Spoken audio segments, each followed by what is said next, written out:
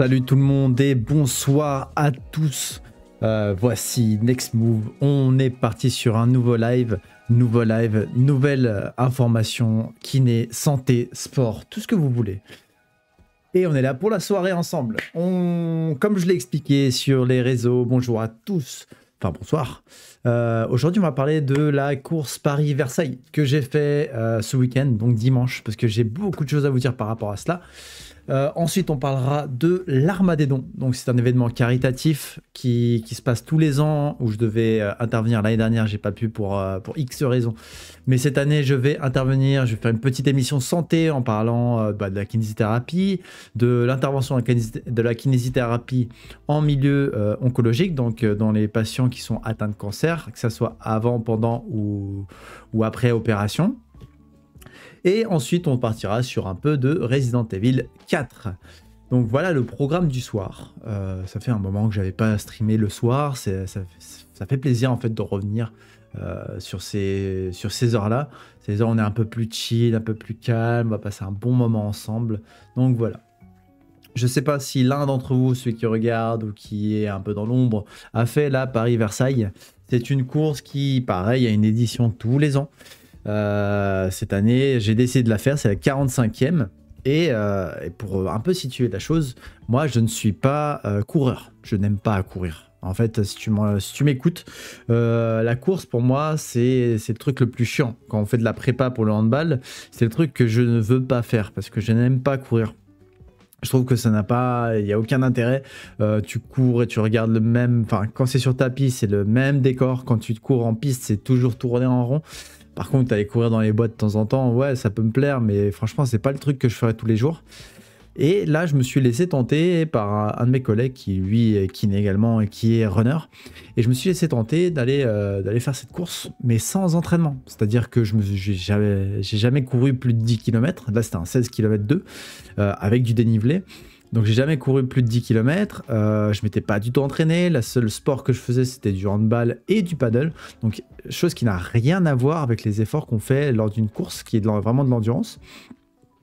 Et du coup, pas que j'appréhendais cette course, mais en vrai j'avais zéro pression. Je me suis dit je vais aller le faire, je vais faire ce que je peux faire, je vais me donner comme à fond parce que je suis quelqu'un de compétiteur. Et j'aime pas sous-performer, mais je me suis dit ouais allez let's go, on va faire cette course et on va voir ce que ça donne. Et mon pote c'était pareil, il m'a dit tiens je le fais avec toi, t'as aucune préparation, je vais te suivre, on va se suivre ensemble et si à un moment j'ai envie de partir parce que je me sens bien et que toi t'es à la traîne, tant pis c'est pas grave, j'y vais. Merci Titouan. Il m'a dit c'est bon, c'est pas grave, j'y vais. Mais par contre, sinon, sans pression, on se la fait ensemble. Il y a même un moment, il m'a dit pose ton cerveau et suis-moi, quoi. Merci pour l'étirement. Ouais, la forme est toi, Titouan. Et ouais, du coup, on se dit ça. On se dit ouais, sans pression. Même lui, il m'a dit avant chaque course, j'ai toujours la chiasse, il m'a dit. Parce qu'il a beaucoup de pression et tout. Et il a envie de faire du temps en fait, parce que lui il est triathlète, donc forcément la course ça se connaît. Putain, en plus j'ai besoin d'étirement mon pote. J'ai des muscles qui sont tout contracturés. De toute façon je vais vous en parler de tout ça. Ça marche Titouan, à toutes. Merci pour l'étirement. Et du coup ouais, avant la course j'avais zéro pression. Je me disais tiens je vais aller faire une course, ça va être cool. On va rigoler, ça va me permettre de me dépenser un peu et tout. Donc ouais pourquoi pas. Et franchement, jusqu'au jour de la course, ouais, j'y pensais pas forcément parce que les jours passaient, moi je fais mon handball et tout, et c'était plus une banalité pour moi.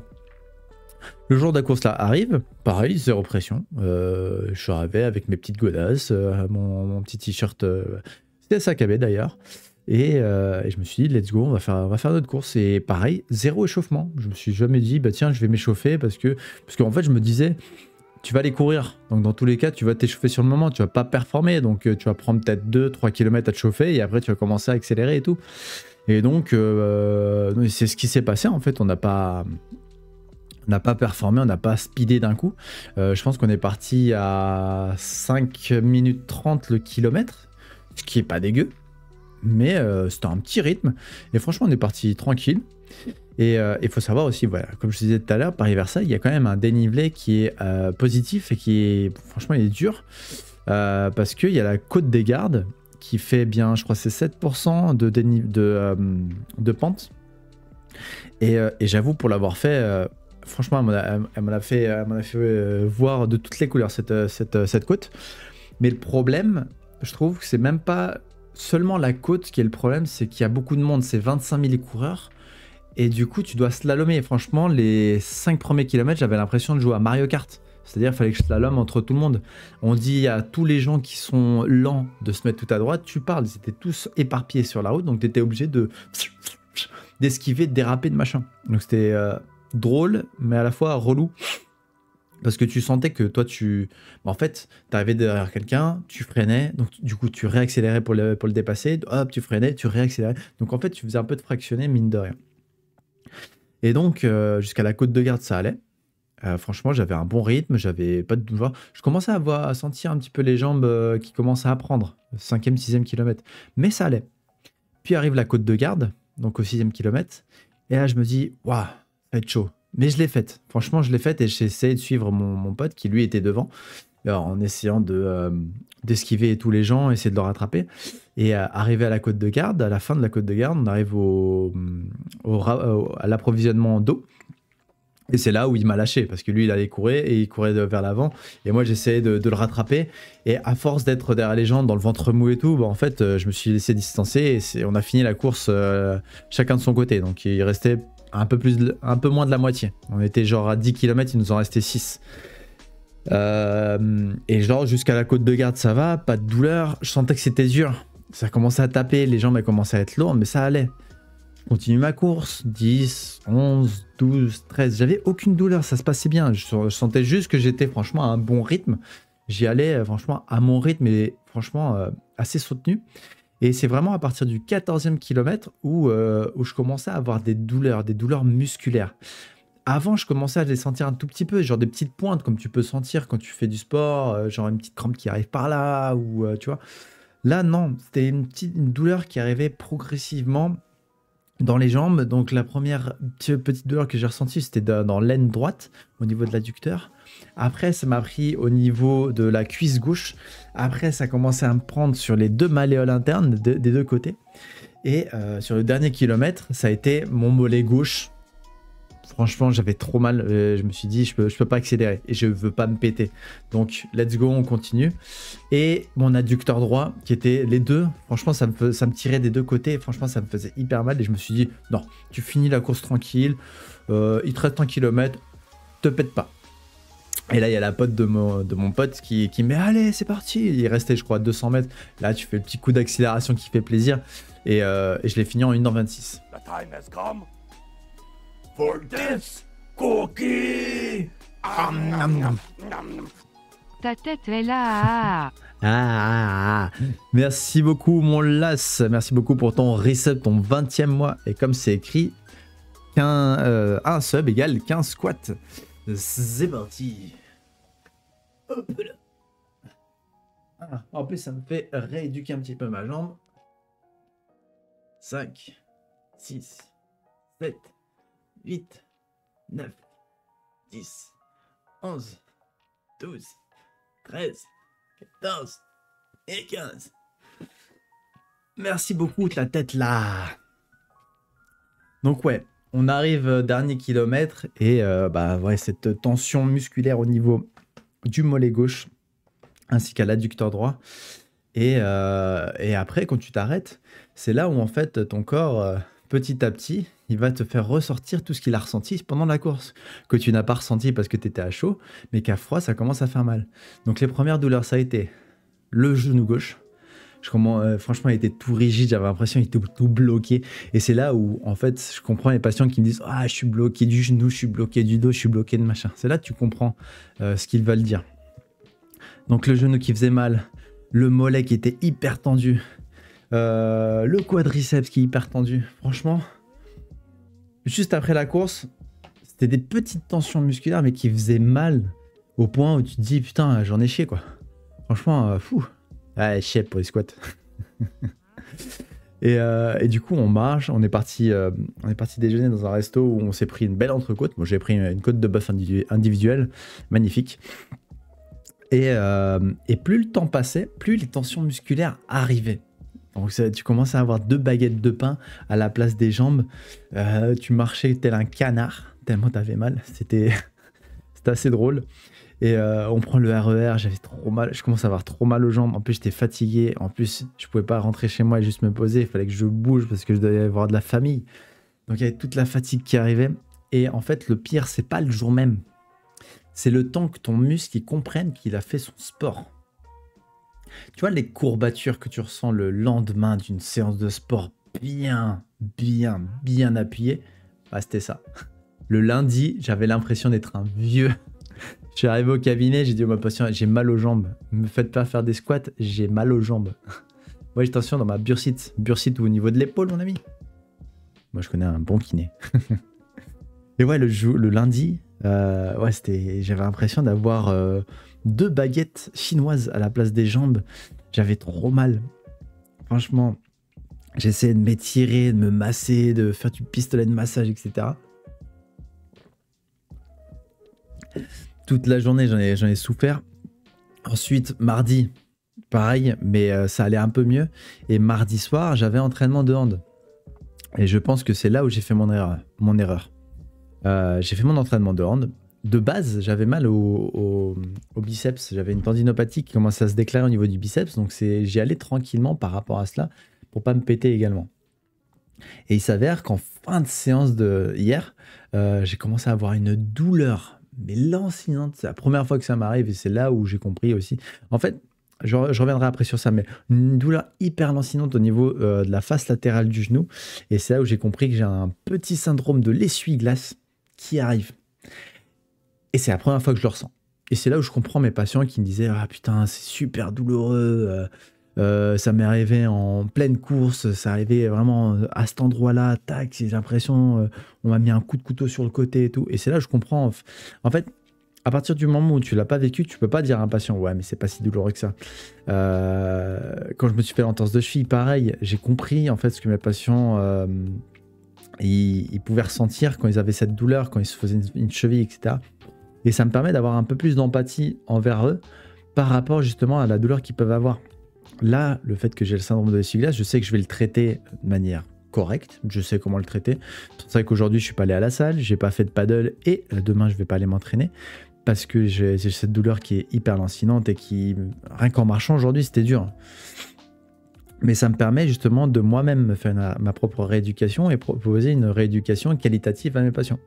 Bien que je donnais déjà une certaine qualité de soins dans mes séances, peu importe ce qu'ils avaient comme pathologie, mais le fait de le vivre, je trouve que ça te donne une plus-value dans ton soin, parce que tu sais comment tu réagis, tu sais quoi faire, et tu sais comment le traiter, parce que tu l'as déjà traité sur toi. Et ça, je trouve que c'est pas mal. Donc je suis pas mécontent, enfin... Franchement, j'aurais pu m'en passer de ce syndrome. Franchement, ça fait super mal.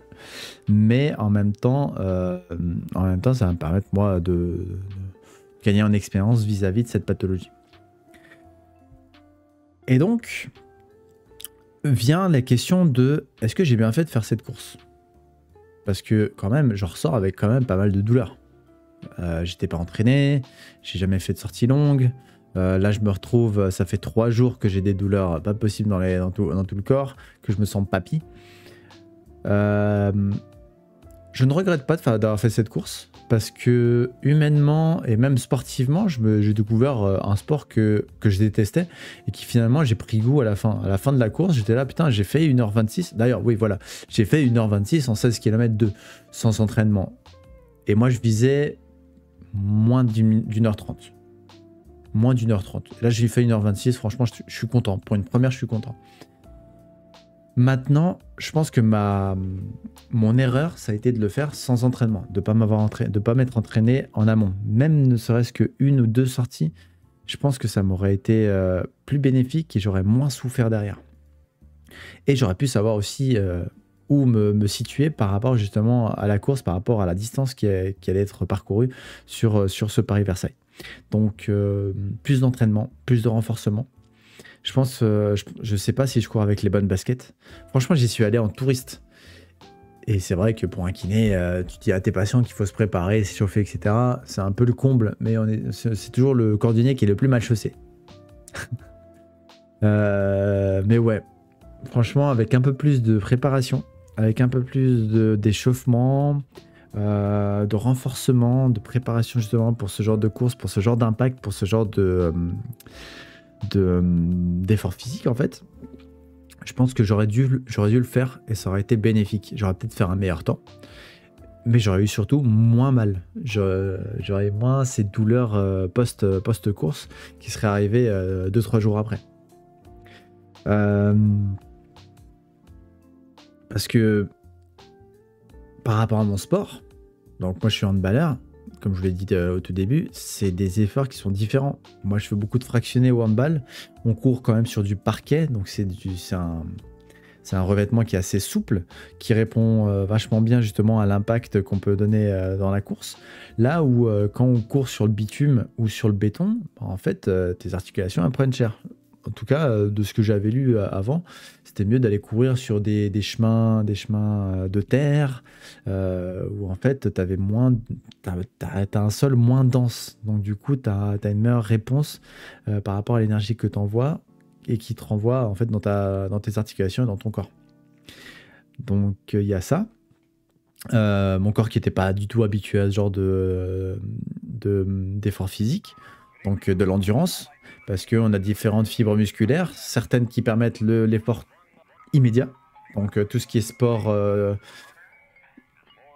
d'impact, de changement de direction, même dans l'athlétisme, les 100 mètres, les 50 mètres, c'est des fibres que tu vas recruter tout de suite et qui répondent tout de suite et qui sont là et c'est punchy. Et tu as les autres qui vont comme un petit diesel, c'est endurance. Elles sont lentes. Et c'est là où c'est dans la course à pied. Tu vas favoriser l'activation de ces fibres-là, les fibres plus endurantes. Alors, me demandez pas c'est lesquelles, un type 1, type 2, type A, mais je sais pas quoi. J'avoue que cette partie, je l'ai complètement oubliée. Pardon. De l'anatomie. Mais c'est deux types d'efforts physiques différents. Donc, ouais, un entraînement est quand même le mieux et conseillé, bien entendu. Au niveau de la paire de chaussures, et on entend tellement il faut des minimalistes, il faut pas des minimalistes, des machins. Moi, je m'y connais pas assez, je n'aurai pas de conseils par rapport à cela. Mais je pense que vous pouvez faire conseiller, que ce soit à Decathlon ou un magasin de courses, Iron par exemple. Et ensuite, c'est la récup aussi. Parce que nous, on allait à la récup, ça a été mangé, machin, je me suis pas étiré. Bah après, est-ce que ça a un effet positif, négatif ? Il n'y a pas assez d'études qui le montrent que faire des étirements tout de suite, c'est bien, faire des étirements le lendemain, c'est bien.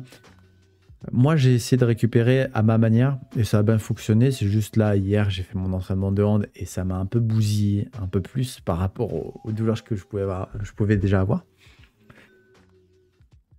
Mais ouais, le topo, c'est ça. Le conseil, c'est se préparer, s'écouter et ne pas y aller en touriste comme moi je l'ai fait. Même si je suis content de l'avoir fait, d'avoir fait un super temps et tout, j'aurais pu me préparer en amont pour justement mieux la faire et ne pas avoir ces douleurs post-course qui me tuent en fait aujourd'hui. Quand je dis me tue, ça va, je vis, hein. C'est juste que je ne peux pas faire de sport. Enfin, en tout cas, mon sport à moi qui demande quand même une condition physique, pas forcément une condition physique, mais juste de ne pas être blessé, quoi. Si tu as une petite douleur, tu ne feras que l'intensifier parce que c'est assez intense, c'est des changements d'appui, c'est du fractionné, ça bouge tout le temps, t'attaques, tu défends, tu cours, enfin, c'est différent. Donc voilà par rapport à la course, super expérience. Je pense que je le referai certainement, certaines courses. Je sais pas si je voudrais faire un jour un marathon. Franchement, pendant la course, ça, au 12e kilomètre, dans ma tête, ça sonnait, putain, t'es à 12 km, il t'en resterait 30 si c'était un marathon. Flemme. Mais flemme, quoi. J'aurais vraiment pas pu le faire. Franchement. Mon pote, il me dit, si t'as la condition physique de le faire, tu peux avec de l'entraînement et tout. Je fais, non, flemme. 4 heures à courir. Là, 1h26, ça va. Franchement, au grand max, 1h30, quoi. Mais 4 heures, c'est long. Je préfère faire 4 heures de tennis ou 4 heures de handball ou 4 heures de paddle que 4 heures de course. peut-être plus tard, si je dois me prouver quelque chose quand je serai plus vieux. Mais là, franchement, je préfère largement aller faire un paddle ou un tennis ou un handball ou un foot plutôt qu'aller courir juste sur une distance de 42 km. Quoi. Genre, au max, je pense que je pousserais jusqu'à 21 km, donc un semi. Mais un marathon, non. Non. Tu vois, au pire, si j'aurais vraiment me mettre à la course à pied, il me faudra un truc qui... Pas que de la course, donc du triathlon par exemple, où il y a du vélo, de la natation et de la course. Sachant que la natation, franchement, je suis nul. Je sais nager, mais flemme quand même aussi. Parce que niveau du crawl, je sais pas respirer. Parce que franchement, j'ai des mauvaises expériences quand j'étais en STAPS.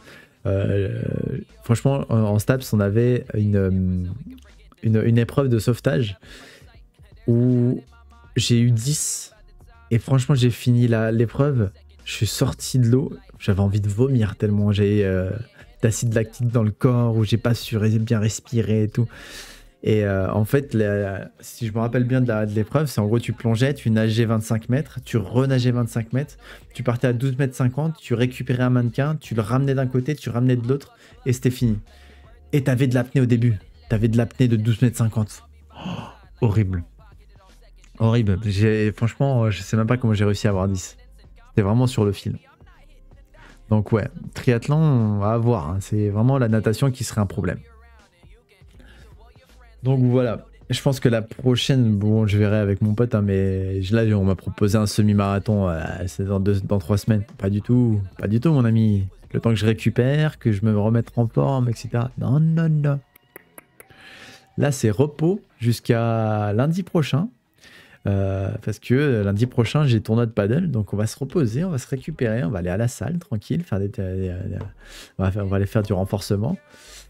Après je reprendrai le handball et après peut-être l'année prochaine on pensera faire des semis. Surtout qu'il va commencer à faire froid, il va commencer à faire nuit très tôt, donc flemme. Je sais pas si l'un d'entre vous court un petit peu, me mettra en commentaire sur la vidéo, mais donnez-moi un peu votre ressenti, s'il y en a certains d'entre vous qui a fait la Paris-Versailles, quel est votre ressenti sur cette course, quelle a été votre sensation, est-ce que vous avez eu des douleurs après, est-ce que vous avez été obligé d'aller voir un kiné par exemple, je suis assez intéressé et qu'on en discute un petit peu en commentaire.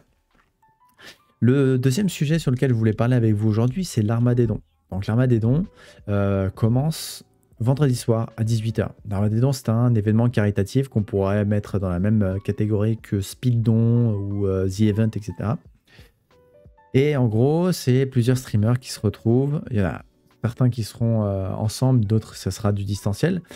Mais du coup, ils vont streamer pendant 3 jours pour récupérer des dons en faveur de la Ligue contre le cancer. Je vais vous mettre la chaîne de l'Armagédon, comme ça vous pourrez suivre. Parce que je vais intervenir. Alors, elle est où la Armagédon? Je la chaîne. Je vais intervenir comme kiné. Je vais en discuter. On va faire une petite émission où je vais parler justement du rôle de la kiné sur des patients qui ont été atteints de cancer, que ce soit avant ou après l'opération, comment on peut aider justement ce genre de patients à améliorer leur qualité de vie selon ce qu'ils ont et les atteintes qu'ils peuvent avoir fonctionnelles, motrices, etc. Alors je vous retrouve juste la chaîne, mais je sais pas pourquoi je la trouve pas là. Sur la chaîne de Armagédon, parcourez les chaînes. Armagédon.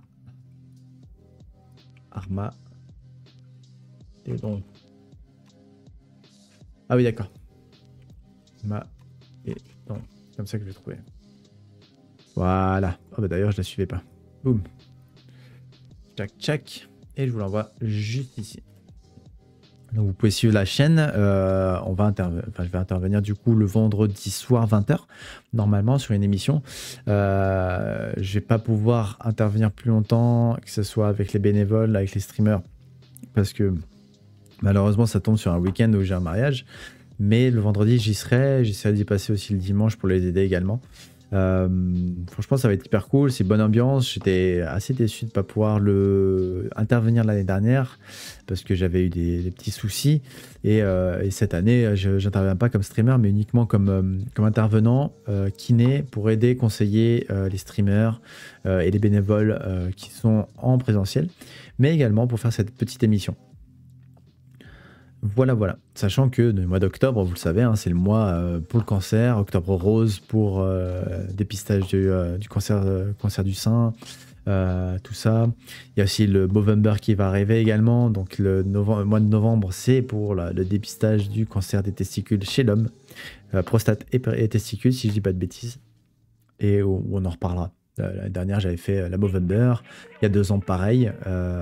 Donc, c'est un sujet qui touche pas mal de gens et sur lesquels on doit être sensibilisé. Je vais également vous partager la page Instagram, pas Instagram, X. Armageddon, boum. Ici, si vous voulez rien louper au niveau des infos qu'ils donnent sur leur réseau.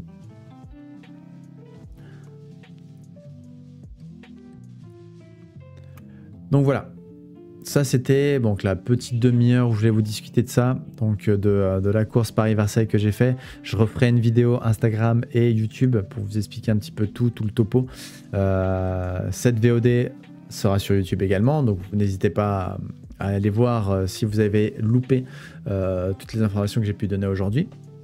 L'Armageddon, vous pourrez retrouver, donc si vous allez sur le Twitch, les différents streamers qui vont streamer. Vous avez aussi le programme sur leur compte X et également du coup les émissions de santé que je vais faire vendredi soir à 20h. Voilà, donc c'est tout pour moi par rapport à ce sujet là, donc n'hésite pas à t'abonner et on se retrouve un peu plus tard pour une autre VOD.